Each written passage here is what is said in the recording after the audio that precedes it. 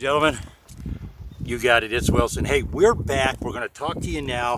While I'm talking to you, I'm going to show you a few things. I'm going to plant this oregano bed while I'm talking about this today. Oh, wait a minute. I got to find the oregano here before we get squared away. There we go, right there. Greek oregano. Wilson keeping his eye on things, But I'll show you what I was talking about. When I say there's a lot of seed in oregano, this is about a half ounce left, as you can see like that, but it's extremely minute. But what I'm going to show you with this stick, I'll poke in all these holes here and stuff, and that's how I get oregano to grow in my things, because the seed is actually that small. You can do that with it.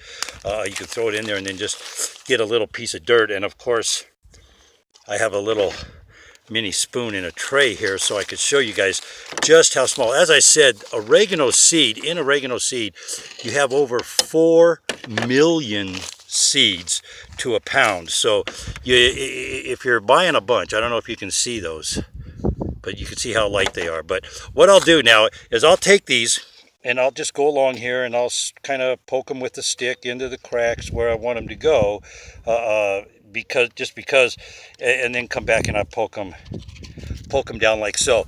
Now, earlier today I was saying something about Monsanto and Donald Trump draining the swamp, and this is going to go out to all the organic people and everybody. Now I'm going to show you the easiest way to plant oregano seeds. You can see I just tossed a handful of seeds, what was left in there from here, and I'm going to go back again. I'll put another spoon in here, but and then I'll just sprinkle them like that. Just sprinkle them out, and then take I call it the claw. It's called a cultivator, one of them little things, and then just stir your dirt up a little bit. Over here, I got a lot of organic matter on top. If I'm not mistaken, there's some ivy in here too that I want to get started so I can get on the walls and stuff. But let's get back to the deal with Monsanto and our government agencies that are supposed to be protecting us. If I'm not mistaken, don't we have a Food and Drug Administration that is supposed to see to it poison isn't in our food? Mr. President, please get the poison out of our food. That is called glyphosate. It's not supposed to be in the food. I don't know where it's supposed to be, but it ain't supposed to be in my food. I don't think anybody out there ordered a pink pineapple or potatoes that don't rot. The whole idea of growing food is to eat it, not to save it. Now, that said, ladies and gentlemen, I want you to think about something. Monsanto, to do what they have done, they have funneled millions, billions, maybe even trillions of dollars into government agencies to get favorable rulings, to get people to say, hey, it's substantially equivalent to this. The ruse is coming apart, and it's unraveling at a breakneck pace, ladies and gentlemen. And that is because court cases are now coming to fruition. Monsanto knew 35 years ago that this stuff was poison. They knew how it was going to be staying in the food. They knew everything there is to know about this. Make no mistake, Monsanto, just like Bayer and any other chemical company, they have some of the top-notch scientists on the planet. They know exactly what's going to happen with their product when they're done with it. They make chemicals. They know what is going to happen. We have so much chemical in our food supply, and not just one, glyphosate. There are so many chemicals in our food supply that has been approved, all at the bequest of former Monsanto employees. The USDA, the FDA, and the EPA have been revolving doors for former attorneys, and we even have them on the United States Supreme Court, ladies and gentlemen. Think about it for a minute. Monsanto has their people everywhere to help them. Now, that's why they don't care in the lower courts.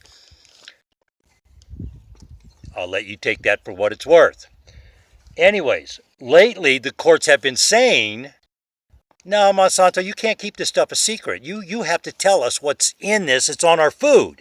You're using it, and here in the United States, our the levels have been up to like 700-800 parts nanograms, and that's a million parts in a deciliter. But it's just it's unbelievable, ladies and gentlemen, the amounts. When other countries will only allow 0.01 nanogram to a deciliter, and there's 700-800 here, and we're wondering why there's such a high autism rate. We're wondering why there's all these new cancers, leaky gut and stuff, that and all those happy-go-lucky, I put GMOs on my table, Steve Savages and all those kind of people, the Kevin Synapathies, you lying sacks of crap. You're putting poison on the table. You want to say the argument is, well, correlation is not causation, and I call poppycock. I never heard of gluten-free diets when I was in school. There was no such thing as gluten-free diets, but our wheat didn't have a harvesting process that included being sprayed with glyphosate to take all the trace metal minerals out of our food. I'm sorry, I get a little excited. I don't know what to tell you. That's what's going on there, ladies and gentlemen. And that's why I say you need to join my campaign on Twitter. I have a Twitter campaign going on. Please follow me. I will follow you back, and I will send you an email. Not an email, I will send you a personal tweet. Thank you for following me. Please join me in my campaign in asking the real Donald Trump, the EPA, Kellyanne Conway, everybody else and their mother, please get the poison out of our food. I don't think it's that hard. I don't think it's that much to ask. Please get the poison out of our food. I don't think any of us want poison in our food. What do you say, Wilson? Hey, get the poison out of our food! Even Wilson gets upset too, man. What can I tell you? Hey, ladies and gentlemen, I hope you're having a great day. As you can see, we got sunshine and blue skies. Got a little clouds going on, a little breeze going on. The flag flying there nice and high.